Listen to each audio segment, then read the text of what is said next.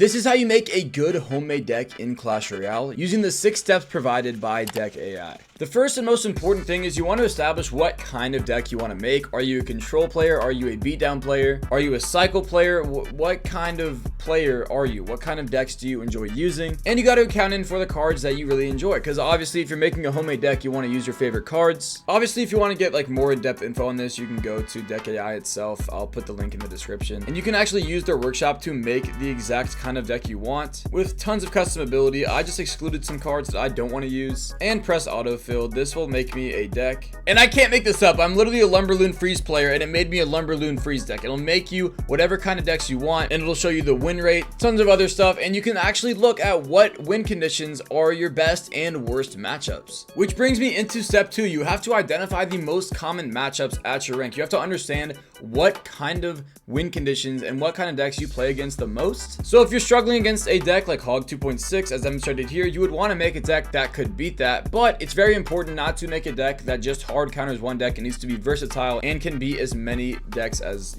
possible. But how do you know what decks you want to make sure you beat more frequently? And it's by weighing matchups by their popularity. So if a deck's really popular, then you want to be able to beat that deck at a high frequency, and you want to be able to beat as many popular decks as you can with your own deck. Step 4 is very simple, and it's consider your card levels. Obviously you want to be using your highest level cards if you can, but it's okay to use some lower level cards if you know that they're a better fit for the deck. It'll just take a little bit to get them upgraded. Not really much that needs to be said about that. And for step 5, it is to adapt as you rank up. If you are a lower trophy count, like 7,500, 7,000 trophies, and then all of a sudden your deck's not really working like it was when you hit 8,000, 9,000, all you have to do is ask why.